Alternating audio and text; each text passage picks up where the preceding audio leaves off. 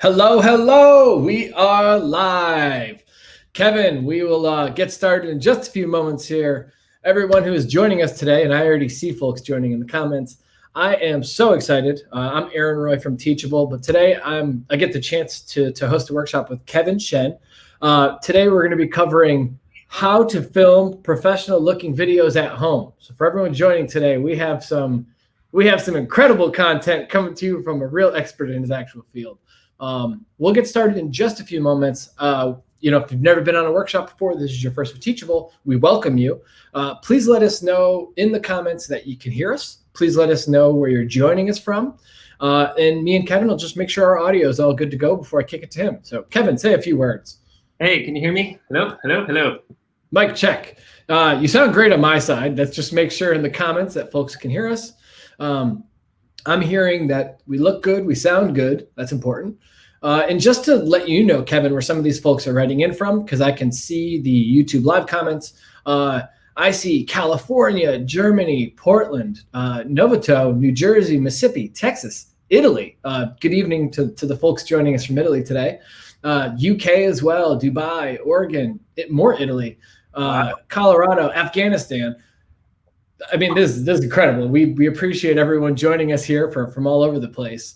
Before I kick it to you, Kevin, just a few technical housekeeping things. For anyone who joins us late today, have no fear. There will be a replay available. Also, if you have any questions for Kevin, there will be time for Q&A at the end. Kevin's got some content he's going to go through for his workshop, but there will be time for Q&A. So don't feel bad if you have any questions. There will be a chance to ask them.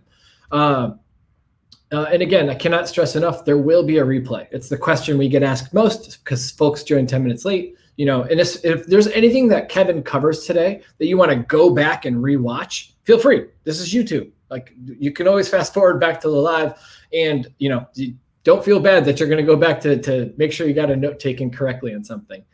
With that, Kevin, I've had a chance to talk to you briefly before today's workshop and in the lead up to this. And me and people from my team, we've already started to ask you questions how we can do a better job lighting up our own home studios. What I would love for the folks who might not know you is, can you give us a little bit about your background before you launch into this presentation today? And whenever you're ready, just let me know. I'll bring your presentation on the screen. With that, Kevin, the floor is yours. Sure. Yeah. So hey guys, my name is Kevin. Thanks so much for joining today. I know you all have a lot of stuff to do, so I appreciate you taking the time to hang out with us. This is also the first time I've ever done a live. I was talking with Aaron backstage for a second. So to be honest, I'm a little bit nervous. So appreciate you guys bearing with me. It's so good to see where all of you are from. So hello to my fellow Californians out there. Yeah, so I guess we can just dive in. I have a super quick intro in the slides. Just brought them up. Yeah, so super quick hello. And really quick what we're going to be learning today. Aaron basically mentioned everything. I'm going to try to pack as much as I possibly can into this 1 hour so that you have as much as you possibly need. But just know that this topic goes a lot deeper. So we're going to probably be rushing through a bunch of stuff. But like Aaron said, there's a replay, so if you don't catch anything, feel free to go back. And yeah, so my name is Kevin. I'm a YouTuber, aka I sit alone in my room in front of a camera on the internet and pretend to be cool and all that. But really, what I do on YouTube is I make stuff about teaching people how to set up a studio like this one. But really, where my passion lies, it's really trying to tackle this bigger problem, I think, of loneliness and disconnection that we have as human beings. And I think it's something that not a lot of people let on to, but is becoming a growing thing. And I think this is where video is so powerful, because it's not like writing. It's not like just like a photo. You really get that interaction, right? You get that sense that the person is there with you. And this is why it's so, I think, powerful to be talking about this kind of stuff, because it's all about creating a space where your viewer feels like they matter, where they're connecting with you. And so that's kind of the background going into this. And so if there's anything I could ask of you all, it's just to be kind of thinking through that as we go through this content, how you can show up for people who are your audience, not just as numbers and not just as opportunities to make money or to make you be famous, but really think about them as people and how you can kind of reach them as such. So real quick, super obvious slide, but essentially it kind of boils down to this. I like to think about this a lot. This is a paraphrase of a quote that I heard, I forget where, but basically people follow and buy from people that they have a relationship from, right? And I think the line goes, so therefore, all else being equal, just go make more relationships, make more friendships with people. And that's how you're going to succeed, especially in a crowded world like ours, where everyone is jumping on YouTube and in courses and such. And so how do we do that with video, right? How do we create a place where people belong and are taken care of? And I kind of think about it as building a campfire relationship with your audience. And what I mean by that is when you're at a campfire, you're not talking down to people. You're not overly concerned with kind of your status and all these other externalities, right? You're just talking as equals, sharing the pieces of you that you would normally just share with a friend. And that's really what draws people in. And so we want to create that with our space. It's not exactly the first thing you might think of when you're thinking about designing a space, but this is really why it's so key, because we act, we buy, we follow from our feelings first. As much as we think about logic, it's really how we feel about someone that makes us take that next step. So this, again, is the just like super quick context before we dive into it. But when you nail this correctly, you end up with an audience that really cares. So shout out to any of you in the audience who know me from YouTube. I appreciate all of you. And you also end up with a bunch of people who really want to buy what you have. And it becomes this really beautiful thing when you're really just taking care of the people that are following you. And how we accomplish this is what we're going to go through today. So everything from lens, camera, lighting, color, background design, and all that stuff. So that was just a super quick little context for you all.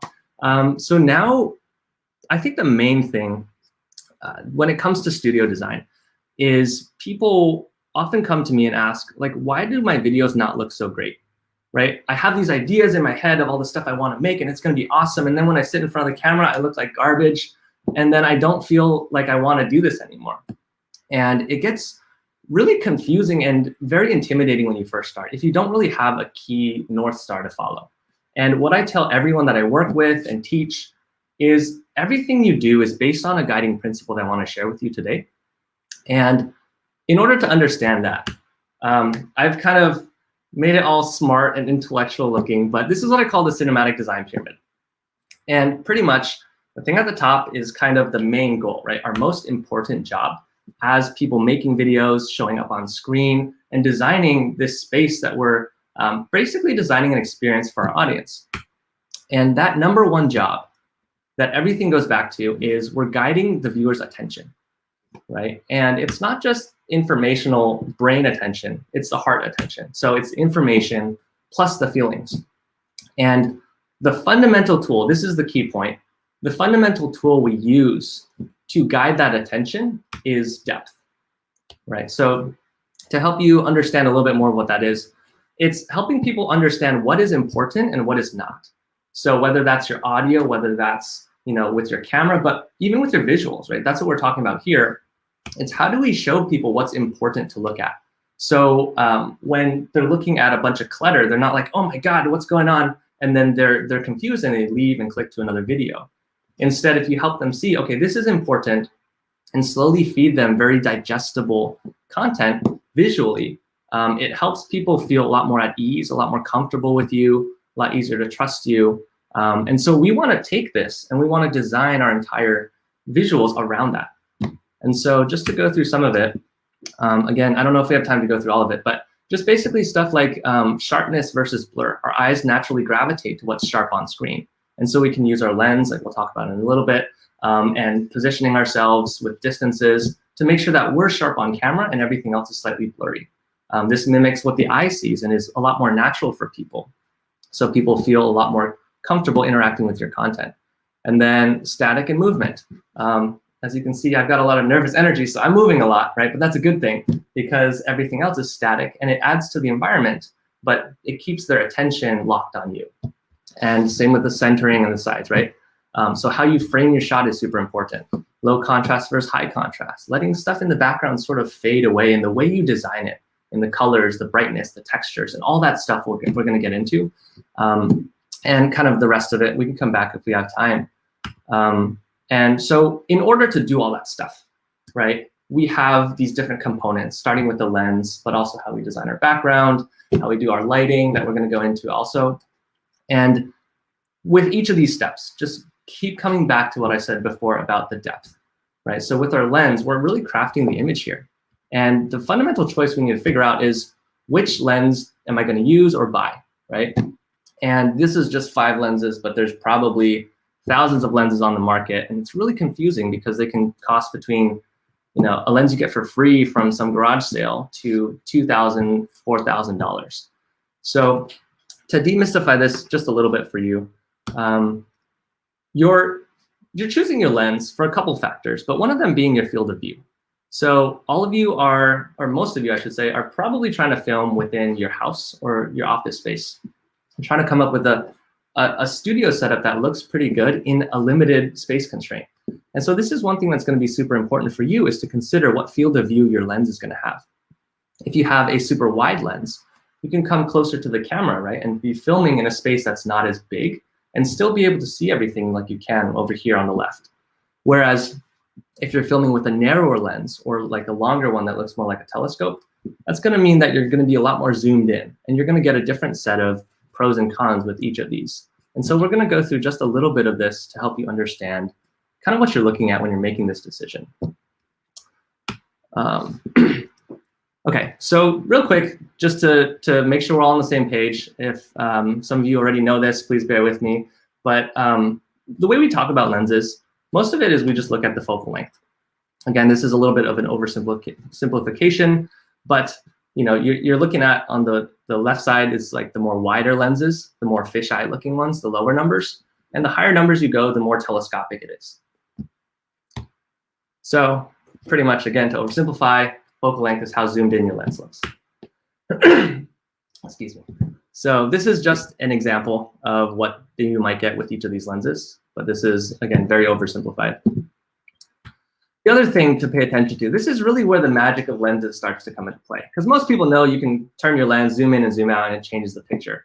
But this is one thing that blew my mind when I first started to understand this. And this is different focal lengths will warp your space differently. So for instance, I'm filming on a slightly wider lens right now. And you can see that my face is a little bit, it's like slightly pulled back, versus if I shot on a longer lens, my face would be pulled forward. And this is okay, this is a lot to get into, but we'll cover that in a second. Pretty much with shorter focal lengths, what you're getting is you're able to pull that space and make it into this, almost like this visual that the user falls into.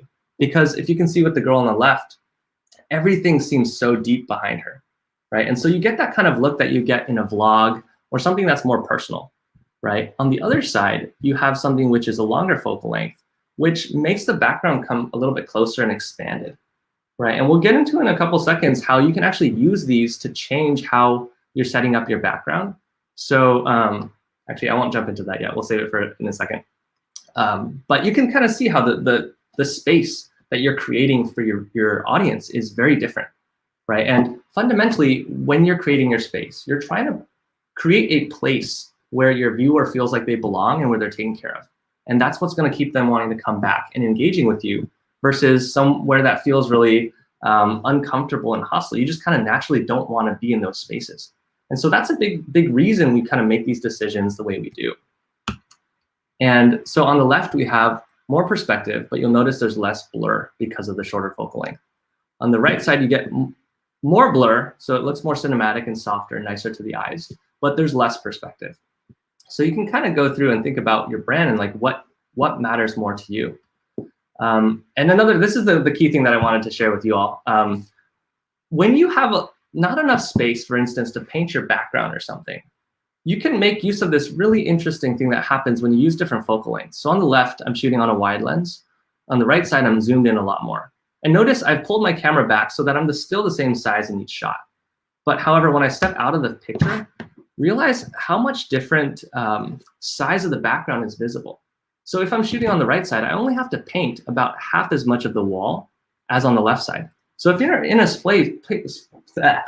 place where you have a bunch of stuff on the sides and you only have a tiny bit of wall to play with, to paint or you just can't move like a fridge right there or something. You don't want it in the shot. Play with different lenses to see what you can do. Okay, so enough on that. We have a lot to cover. So camera settings. I wanted to give you all a super quick cheat sheet of all the settings that I personally use whenever I'm filming stuff, so that hopefully this is of use to you all. Can't really explain all of it in super detail, but really quick, frame rate, you want to make sure you're filming at 24 frames a second. And the reason why you want to do this is because in Hollywood, that has been the most common used frame rate for the longest amount of time. And it's sort of like when you listen to a record crackle or you pop a soda, there's a certain feel to it that just makes you feel like it's quality. And that's what Hollywood has done with 24 frames a second. It's very close to what our eye sees, but Hollywood has just made it the standard of what looks good. So if you want to have that kind of feel, that amount of motion blur that you see on a Hollywood screen, go with 24 frames a second. Your camera might say 23.976 or something like that, but just whatever's closest to 24. And then because of that, you want to set your shutter speed to 1/50. And then we can go over that later if we have time about why, but just memorize that if not. And then your aperture, you want to set your aperture of your lens as low as possible. So you want the maximum amount of light coming into your camera to blur your background out as much as you can. And then your ISO, start at the lowest. And don't worry if that doesn't make any sense. Just memorize this and come back to this, because when you're shooting in manual, that's usually the best quality that you can get. And then you can kind of adjust from there. Okay, so let me take a sip of water real quick. I don't want to lose my voice.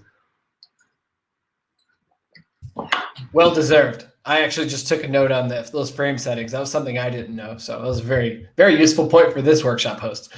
Thanks, man. Appreciate the feedback. And also seeing all your comments. Appreciate you guys hanging in there. I know a lot of this can be technical, so I'm trying to get to everything and not keep it boring and technical all the time. Okay, so this is the fun part. So when it comes to designing a studio, people often ask me, what is the most important thing that you need to design a studio? And most people think it's the camera or the lens. But honestly, I would say the majority of what most people need and are not taking advantage of is lighting. And that's because the camera really only captures whatever's there. It can sort of blur out the background to a certain extent, but you're essentially trying to figure out what to show on the camera. And lighting helps you to do amazing kind of magical things with that. And I'll kind of explain how we go about doing that. And so this is a pretentious picture of me showing off my studio. And there's really 5 parts to a Hollywood cinematic type of lighting that you can get in your own space without having an entire film crew, right? You can just set this up and leave it there like I do. And you have this thing ready to film at any point in time. And real quick, I think my video is getting a little bit dark, or a little bit bright, I think because the sun came out. Let me turn this up a little bit. Okay, is that better? Might be the software automatically brightening me up. Anyways, so when we get into lighting, I want to experiment with kind of explaining it in a different way than most people. Most people just give you the information, but to give you more context, there's 5 elements that we play with when we start lighting a scene. And you can see me adding to them here one by one. But kind of going along with the whole campfire theme, I think it's really important to understand kind of from a human level why we do each of these things. So first off with the key light, right? If you're not lighting yourself properly, you're not giving the viewer your full face for them to connect with. We as human beings connect with faces, and if it's really garbled, it's a lot harder for our subconscious minds to latch on and form a relationship. And so that's why the key light is the most important light you have, because ideally you're lighting about 75% of your face with this one light source. And there's different things that you want to pay attention to, but you want it to be a large diffuse light source to make sure that you look, number 1, as good as possible, but also number 2, just like visible so people can connect with you. So number 1 is you want to be seen. And number 2 is you want to avoid shadows. So as human beings, if we see someone with their hands closed, right, like this, we feel like they're not fully putting themselves out there, and we don't really trust them as much. So this is kind of the reason why in Hollywood, if you look at all these villains, they're lit with massive shadows on their face. And naturally, again, a lot of this is associations. We subconsciously come to these conclusions. When you see someone with a bunch of shadows on their face, you don't really jump to trusting them as quickly as someone who is just lit in a way where you can fully see who they are, because you know that they're not hiding anything. And so number 2 is what I call the side light, because it's on the side and there's different ways you can use it. Some people, if they use it in a certain way, they call it a fill light, but I just call it the side light. So that's number 2, building trust with your audience. So you can see, sorry, I forgot to point out, on this slide, on the top right, that's kind of the key light that I use. Here on the top right, here's an example of the side light that I'm using and sort of how I positioned everything on the top right. And then for number 3, whenever you're trying to connect with someone, there has to be sort of this reason, this importance of, okay, hold on, this person is going to be doing something that's interesting. I should pay attention, right? Otherwise, there's no reason to just click off and just go do something else. So for this, we want to use a top light. And it kind of, number 1, it helps to separate you from the background, but it also makes you feel like you're sort of this, it's like a spotlight putting you on a stage in a way, but also like in a museum. Because when, again, with association, when we see people and things lit that way, we feel like we're sitting at a show and we're waiting for something to happen, and it makes your audience lean in a little bit. So that's why I use what you can see on the top right side. That's like a little battery-powered LED light I use above my head to create that effect. I don't know if you can see right now, the sun might be a little bit bright, but it's shining on the top of my head. And then we have number 4, the background, right? When we're connecting with people, we don't just want to connect with the person, we want to have context. And this is what the background does, it provides context. So you can see on this left side, that's me without me lit, but just the background. And it gives the person a sense, the person watching this, a sense of where you are in space, what you're doing potentially, what kind of environment you're inviting them into. And what this does is it provides this context for you to build that relationship with your audience. And then finally, this is, I think, okay, I said the first one was the most important. I think this is actually maybe tied for most important. This is what's called practicals. These are the lights that actually show up in your set. So you want to make sure you have these because number 1, they make it really nice because you can really blow out the blur to make them look really nice and juicy. But also, if you're like me and like to play with these warm colored lights, it introduces intention, right? Like when you look at let's say a hotel lobby, and one is on a really cool, bright daytime day, and one is with the fireplace on, it's warm and cozy. You get a very different intention there that it creates because the warmth creates this sense of we're together, we're safe, we're cozy, and it's not a professional atmosphere. It's very much a laid back friend atmosphere and family. So by using different types of practicals, you can create that kind of look in your shots too. And so, you don't have to just use these little hanging lights that I have, but you can also use the stuff that you see on the top right. And just like find interesting ways to introduce warm lights, if possible, into the backgrounds of your scenes. Oh, I forgot I had another kind of like more written up here. And pretty much what it does is it helps to also motivate the lighting that you have. And yeah, it creates a lot of depth within the background as well. So again, you're thinking about layers and layers of depth. Okay, and then you end up with something that may or may not look something like this. And then color scheme.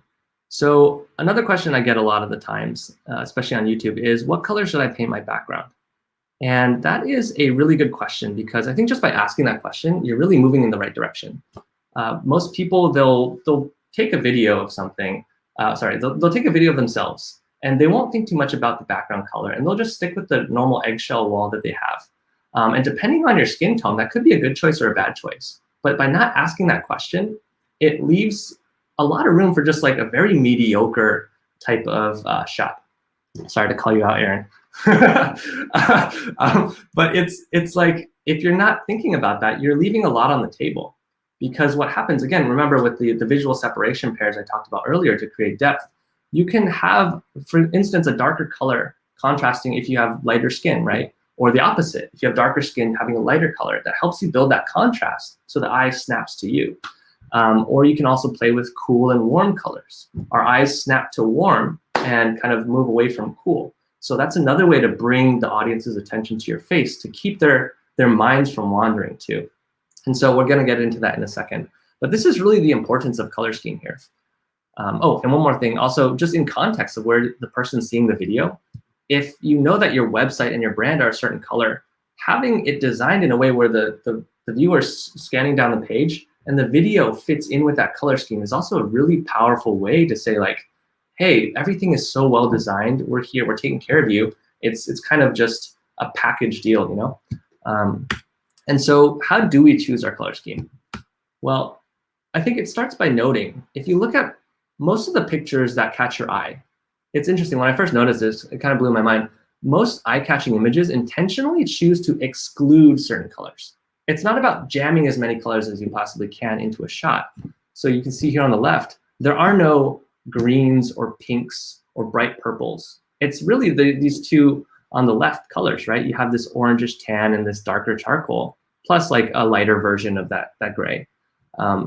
So you see on all these examples, it's mostly, in this case, actually, mostly like just one color on the two right side images, plus a bunch of grays. Excuse me. And on the other side, right, if you ever just randomly take a photo with your iPhone and wonder why it doesn't look that good, it could be potentially that the colors in the photo themselves are not intentionally chosen. So most sets have only two main colors. So if you take a look at all of the YouTubers and course creators that you like and follow, think about what colors they're actually using. And you might actually be surprised at how few the color choice they have is, how few colors, well, you know what I'm saying. And it's kind of a good practice exercise to realize you don't have to jam as many colors as you possibly can. And the way to pick your two colors is you usually have a split between one warm color and one cool color. And the reason for this is because, sorry to switch, to jump real quick.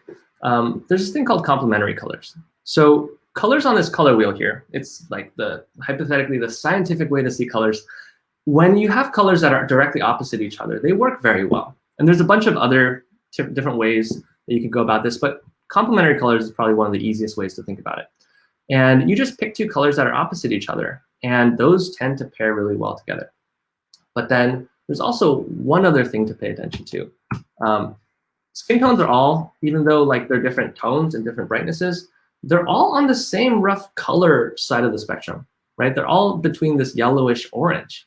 And that's really good news for us, because that means we can design for skin tones relatively universally, you know, in terms of picking a bunch of colors. And this is why, for me, I often recommend people pick something that is this sort of orangish paired with this kind of a bluish color, because one warm color works with our skin tones really well. And you can see these are two sets that I've done in the past. You can see that I play with my warm color being my skin color and this wood and lighting color, and the cool color being this bluish or maybe slightly greenish color that I choose in the background. So you can really get creative with this, but it helps to start with a starting point. And another thing to pay attention to, whether you're picking your brand colors or picking the wall colors, your whole set is going to give a certain feel. And if you have a predominant color in that scene, you're going to affect the viewer's psychology very differently. So for instance, if you have something that's super bright yellow, that's kind of jarring, right? It shows caution in some cases, or if it's like a warmer one, it might be friendly or youthful, right? But you probably wouldn't talk about something super serious with a bright yellow color in the background. Whereas something like a blue communicates trust, which is why most banks have a color blue in them. Or red, right? Danger, romance, leadership, passion. So really just be conscious about the colors you're choosing and think about, how does this affect my audience's psychology and the relationship I'm trying to build with them? What am I saying without saying anything about who I am and what this relationship is going to be like? Did I skip a slide? No, okay, we're good. Okay, and then so once you figure out your color scheme, you're gonna want to find some way to color the wall behind you. And although the best way is to paint your wall, it can be kind of difficult for some people if you're renting or something. And so if you do paint, make sure you go with a non-glossy matte finish, so the reflections of the light looks a little bit better. Or if you have gels, these are little plastic color sheets that go in front of your lights that allow you to change the color of any light that you have. Or you can get an RGB light that's just an LED light with different colors in it. Or you can play with the wallpaper, which is like a stick and peel type of thing where you can put it on and rip it back off, hopefully without damaging your wall. And yeah, ideally you want to paint, but then if you can't, wallpaper, and if you can't do that, then play with gels. So there are a lot of different options that you can play with. Okay, cool. Background design, let's see. Okay, hold on, I had some notes here. Okay, so now it's time to pick your background elements. And I think this is the fun part because you really start to get to take this really boring background and turn it into a space, turn it into like a set that you would see in Hollywood. And if you don't have any sort of interior design experience, like I had none of that. I was an engineer and I thought like, oh, no one does that stuff.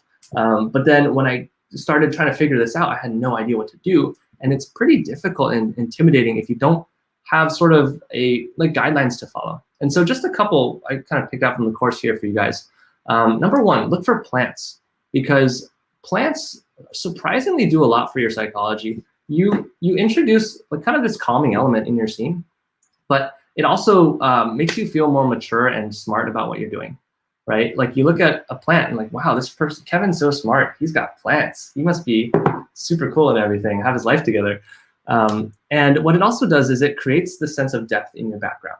So instead of just being you and a flat background, it creates this really interesting textured surface with so many different places where lights can create light and shadow. And that helps bring your space to life a lot more than just a flat wall. Let's see, wood, right? This is very similar to skin color because you have different types of wood, different lightnesses and darknesses, but they're all, again, very similar to the color of skin, right? Between that orangish to yellowish color. And you can use this to play around with your skin color in the overall visuals that you're creating. And we're going to get to that in a moment. But then think about getting furniture to add more texture and stuff sticking out of the background so that it's not just, again, a flat thing. You want to create that depth. Okay, so this is, I think, another fun piece where how do we, once we have these elements, right? So you got a bunch of stuff to look all cool and stuff. How do you put it into your background? So you want to make sure you're not making a mistake of just kind of just piling them all, off in the corner saying like, hey, I'm rich, I can afford all this cool stuff, but it looks totally bad and worse than if you hadn't done that, because now it just looks, right, like it's just thrown together. So what we do is we take some principles, some design principles into account here. And so the first one being balance. So you want to find symmetry, right? So in my set, I have like my couch here. If you kind of cut my scene down the middle, it feels roughly balanced.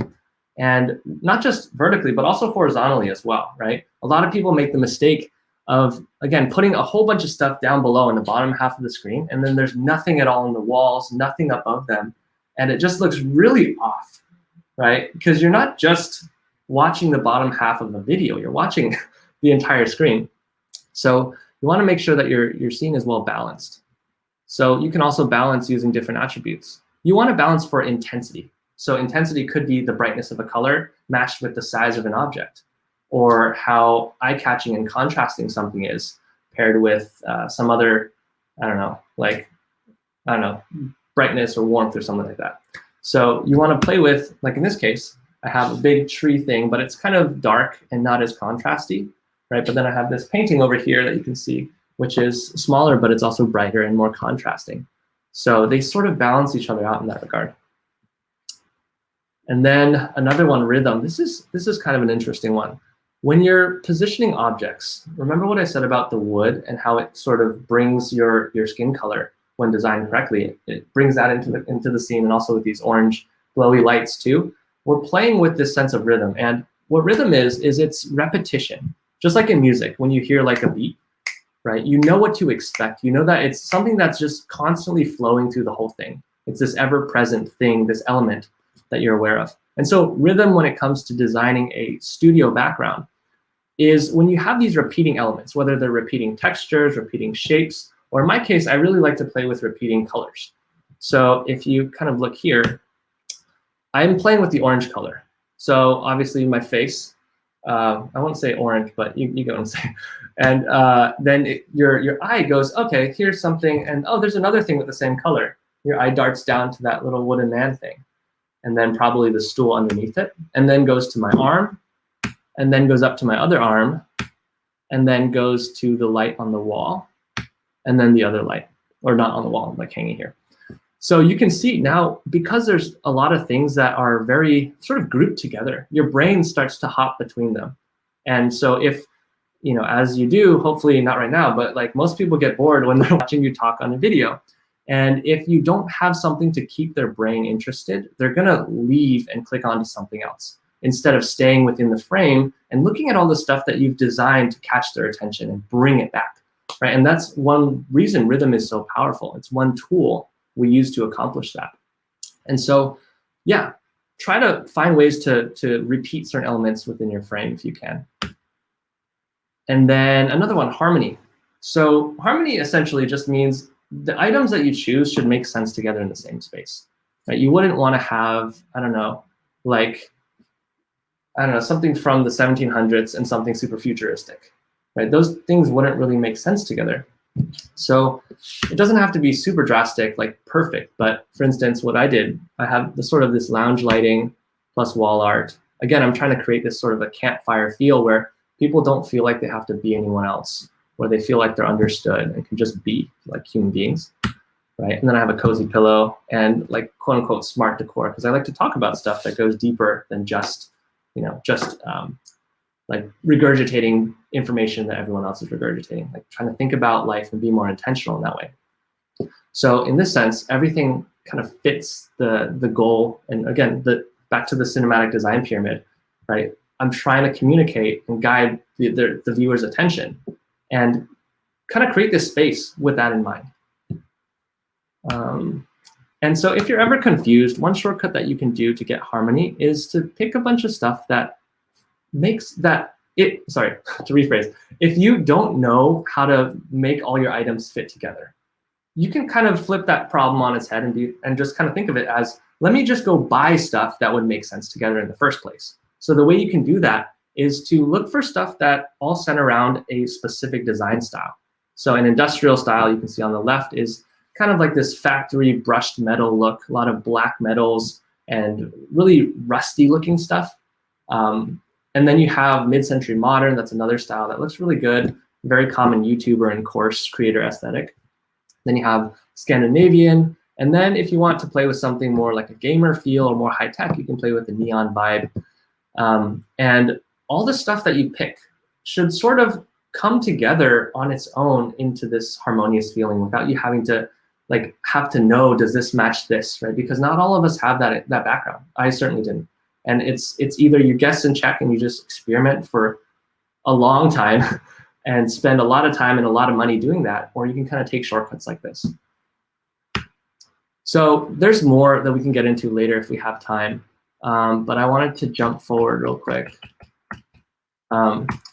So I think a lot of this, like I just mentioned, can be very overwhelming because most of us, like me included, you're probably on this workshop because you want to know how to create videos so you can build your business, build your following, and just get started making content. And then every step of the way, you get hit with this other roadblock. Like right now, oh my God, I got to set up a set. I got to set up lighting. I got to set up my background. Oh no, now I got to learn interior design. Like that's so hard. Now I got to paint my wall. What am I going to do? Where am I going to put my camera? And all this stuff can get really frustrating. And kind of as someone who's walked through that many times and helped a lot of people through it, I want to remind you of one thing, that the creative process, and you've probably seen a variation of this before, the creative process isn't a straight line. We think it's a straight line because the start and end points look roughly straight, but that middle part is really, really frustrating and very hard to navigate. So you'll normally start here, go over there, and think, okay, let me just try something. Some of it works, and oh my God, some of it doesn't. I'm doomed. I'm not cut out for this. Let me just completely abandon the half year of work I put into this.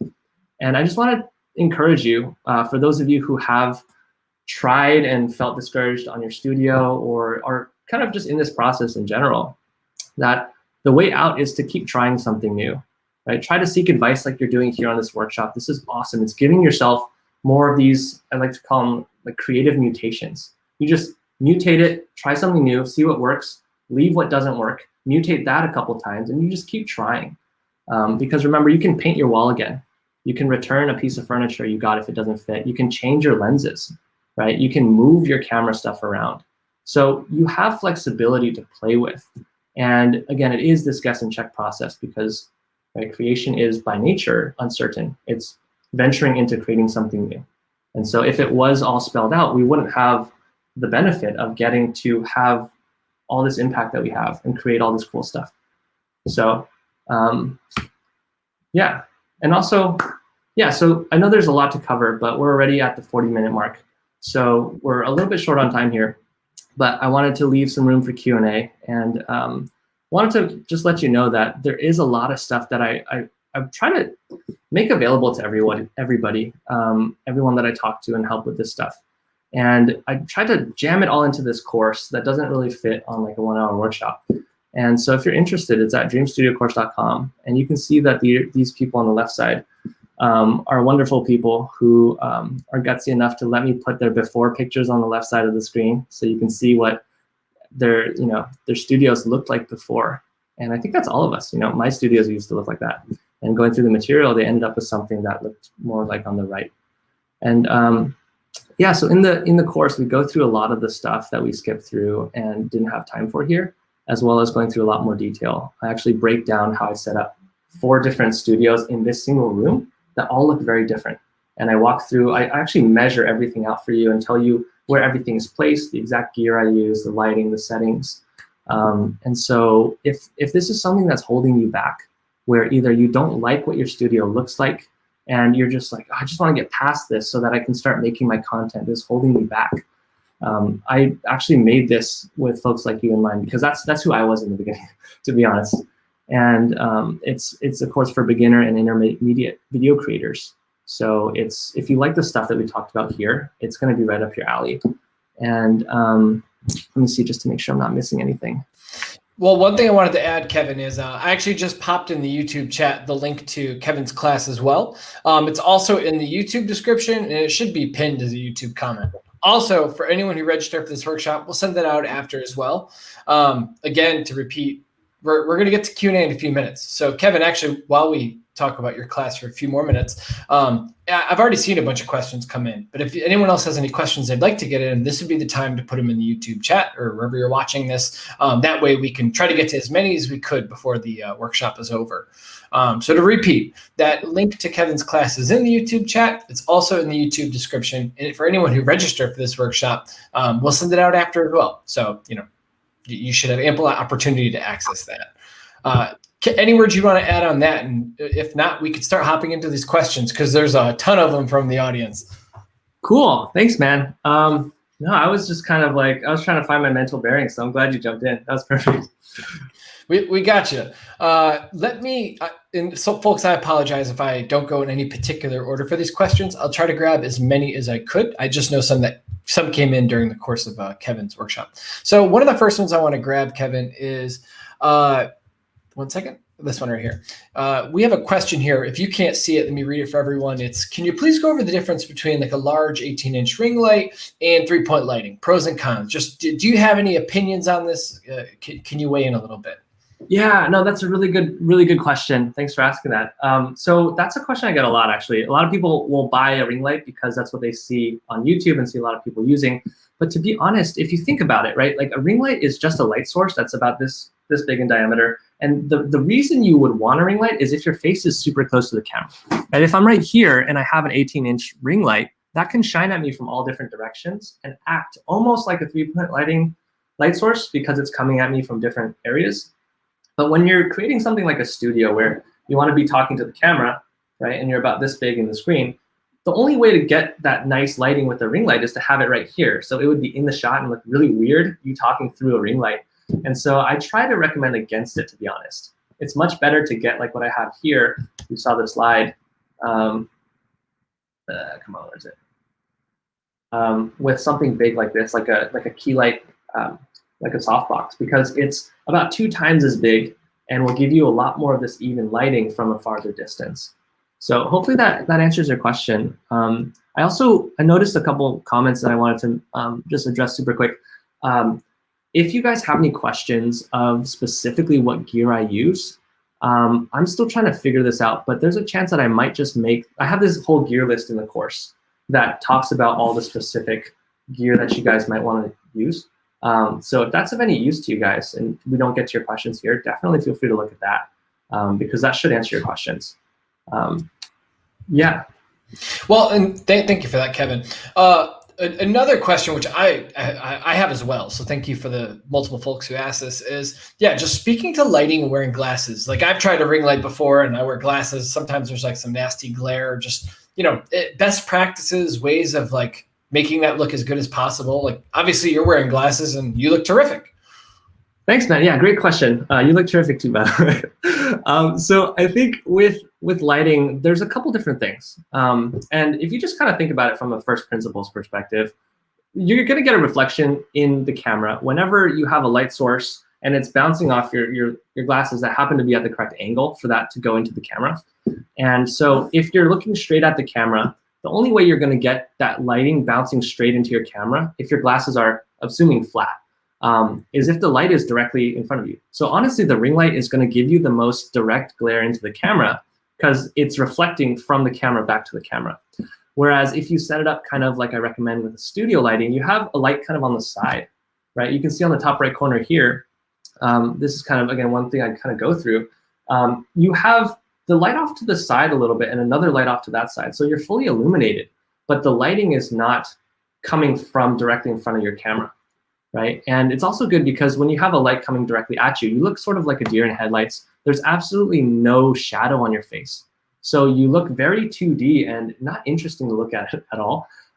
So by having your lights spread out in this way, it does you a couple different favors. Number one being, right, that your glasses don't have as much glare. And the other thing, I'm not completely sure, but I'm pretty sure that if you have a larger light source like this, even if you do get that reflection, it doesn't make it as harsh compared to like a super strong spotlight that many people use, right? They'll just put a really harsh light next to their face. And because all that light is concentrated into one dot, that becomes a really distracting dot on your face through your glasses. Whereas if it's kind of bigger and spread out, it's more, it's not as distracting, if that makes sense. Thank you for that. I mean, I think that's super useful information. And as a follow-up question, because you just kind of talked about large, the setting up studio lighting versus kind of this like focused point of light from a ring light. The next question, just to bring it up, is lighting recommendations for larger spaces. Like say if you're a creator who's filming workout videos or something where you're moving and interacting, any thoughts on this? Yeah, that's a really good question. So again, the principles hold true, right? You still want to make use of all the 5 principles that I mentioned, but to get those different effects, you're just going to use different equipment. So, excuse me. For instance, if you want to talk about your key light, right? So in this case, I'm using one that's about 3 feet in diameter because I'm only showing this much of my body, and it's like about arm's length away right now. So it doesn't have to be that big. But if you want to show your whole body and you're farther away from your camera, you can use a larger softbox. They actually sell some that are, I think, 4 or even more feet, tall and wide. And for you metric folks, I think that's like 120 centimeters. So you can get a bigger softbox. That'll help a lot more. But also you can kind of find other ways to light yourself with a larger surface area. So for instance, have multiple softboxes. If you feel like your feet aren't getting enough light, you can buy another one and put it under, right? As long as they're the same light quality and same color temperature. You can also make use of what is called a book light, where you shine a harsh light source at something that's just a bright white shower curtain or what's called a bounce board. And then that becomes a light source that now reflects onto you. So there's different ways to get creative. You can also shine lights at your ceiling or at a wall, and that'll do the same thing.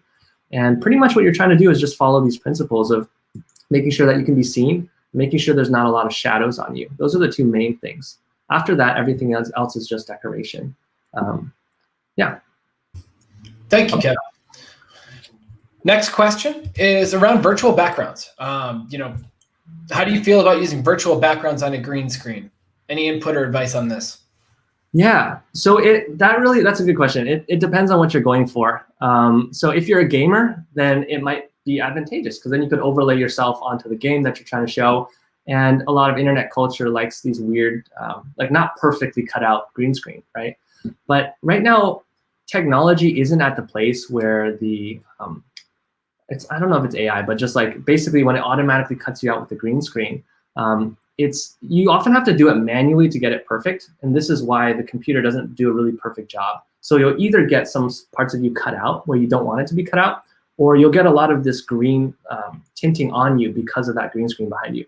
So I normally don't recommend it. For your channel, it sounds like you're doing money type stuff, and it's a bit more, I would say, probably more of a crafted look than a glitchy internet look, I'm guessing.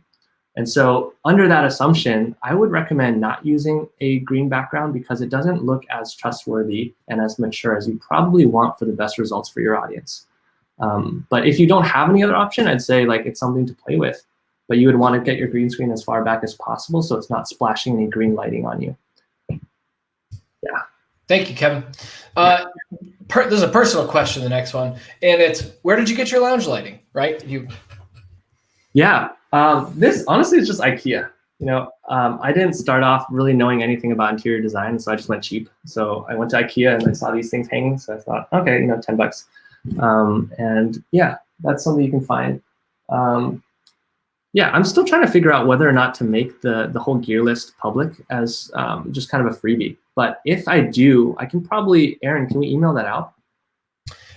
At the very least, I could put it in the course. Like we could put it in the course after, and we could put it in the replay on the page. So yeah, if it's bullet points or like hyperlinks out to gear, we'll find a way to make sure people could access it. And we could put it on the course description. We could put it on the replay page, and we'll try to put it in the email as well. So if you have it ready, we can help as much as we possibly could.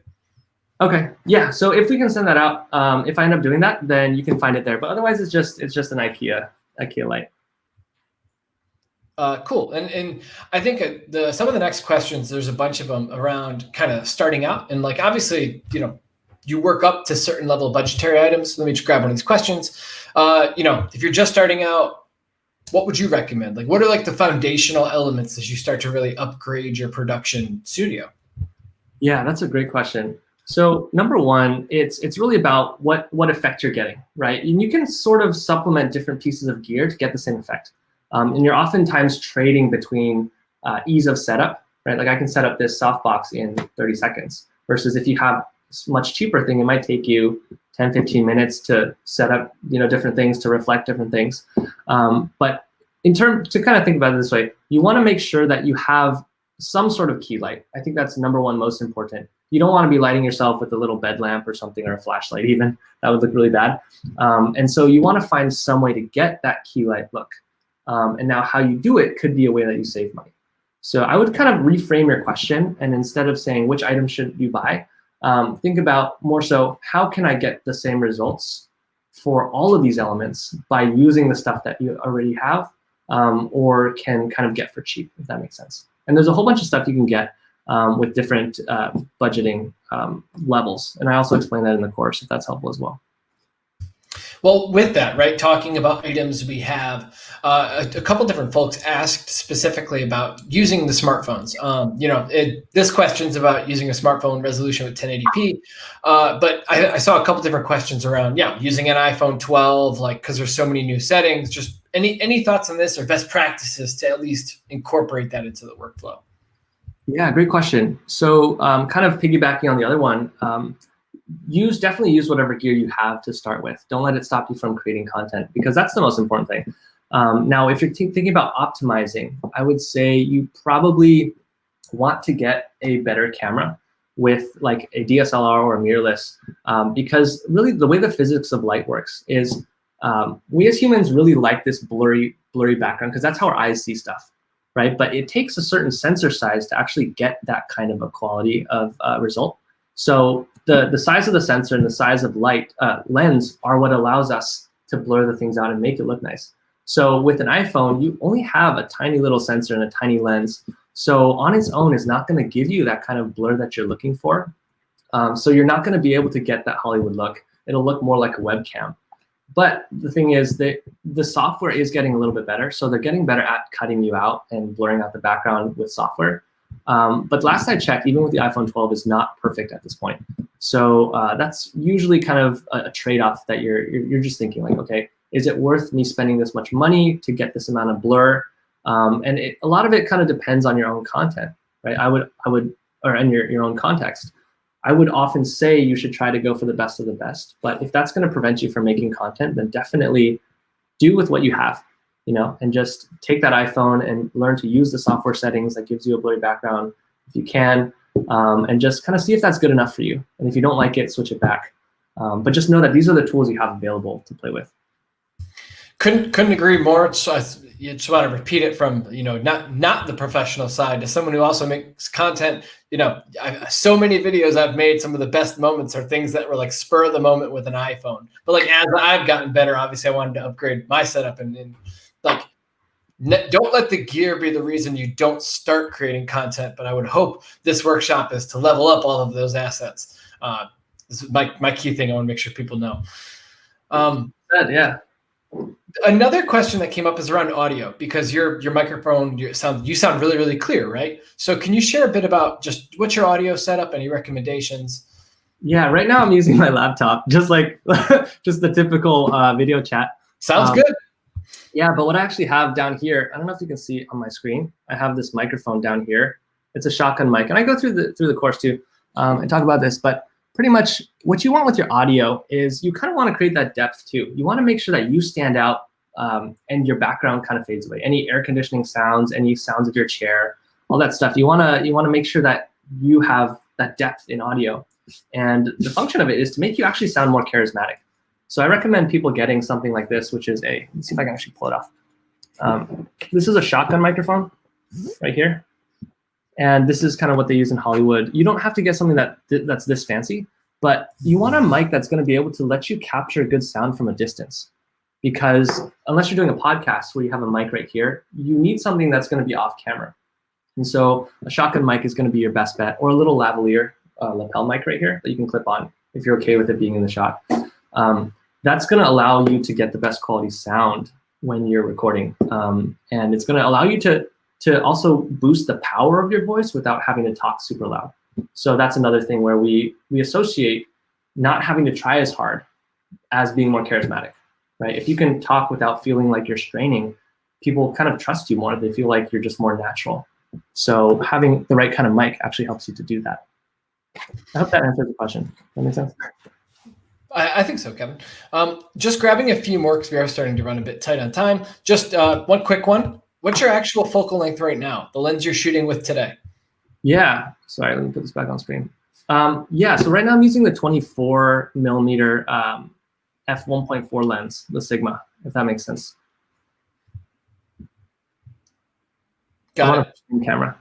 I don't know how detailed you want it. And if there's follow-up questions, try to put them. Kevin can see these questions after too, folks. So he'll have access to the YouTube chat. Let me grab another question here. I saw one around windows, right? I think this is a pretty common question. Is if you're shooting and your backdrop has windows, any best practices, if that's the only setup you have, what do you recommend? Yeah, great question. One thing too, also, if I don't get to your question, feel free to connect with me. Like, honestly, feel free to email me. I'm going to try to get back to everybody. Yeah, Instagram, Twitter, whatever you want. I'm going to try to be as helpful as I possibly can. And so for Windows, that's a really good question, because as you can see right now, my shot doesn't actually look as good as it did when we started. Right? It's an hour later, and the sun conditions have actually changed.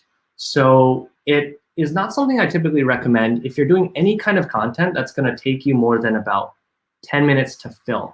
Right? Not talking about 10-minute long content, which can take up to 20 to 60 minutes to film, talking about like the filming time. So you can use Windows as part of your lighting if it's in just a really short amount of time, because it's going to change really quickly with clouds and stuff like that. Now, in terms of getting the windows in your background, you can actually make it work by lighting yourself really bright. So the problem people have when they have windows in their background is it's so bright outside that if your camera wants to resolve to see what's outside, it's going to have to darken everything so that it's not just searingly bright white outside. But when it does that, you're going to become very dark, right? And so you're trying to make a trade-off of which one do I expose for, it's called. But what you do to remedy that is you just light yourself very bright. Or you can actually even take some sort of almost like a sunglasses type of film and put it over your window so that it cuts down some of that lighting coming in. So if it's something that you want to go through all that trouble for, you can get like a film, I think it would be called a neutral density film. And you just tape it on the outside of your window, probably somewhere where you can't see it. And it'll just cut the amount of light coming in. So you're able to resolve for both areas on camera at the same time. Thank you so much, Kevin. So we are approaching time. Before we sign off, folks, everyone who joined today and who was here for this wonderful workshop with Kevin, please let him know in the YouTube comments that you appreciate him. If you enjoyed this workshop, say thank you in the chat. He sees these comments. I would love for him to see them after. You came here and gave this workshop for free today, so I appreciate it. And I'm sure the folks in the chat with us today did as well. With a few seconds left, Kevin, is there any parting words, any last bits of advice you wish anyone really looking to up their production game would know? Yeah, I think just kind of going back to what I said, honestly, it's like really trying to figure out how you can achieve these things with no matter what gear you have. But also I would just like really try to like hammer home this idea that I think success really depends on the connection you build with your audience, and kind of coming at it with that sense and not trying to make it look just like another creator you follow because you think that's the formula, but really trying to create what's best for your audience and thinking about them as people and trying to help them generously. I think that's really the way that I found to actually help. It's been this really hard process for me. Like dropping your ego as a creator is a big, difficult thing, but I think that's really where, if you can start to think in that way, and I'm on that journey too, to be honest, I think that's really where your stuff starts to shine. It becomes more you rather than just copying somebody else. And also, yeah, I'm gonna also try to be available, like I said. I really appreciate everyone kind of tuning in. I know everyone's busy, so hopefully we did justice to your time today and just gave you as much as possible. I know we didn't get to go through everything though, so highly recommend the course. I might be biased, but if I honestly think, I'm not even just saying this, I think it'll help a lot of you if you're here on the call today.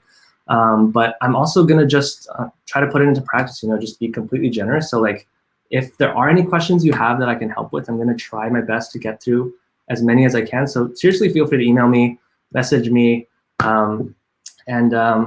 yeah, I hope to connect with many of you soon because I'm seriously rooting for you all. You all are doing something really important in the world by being there for people who need you to show up for them.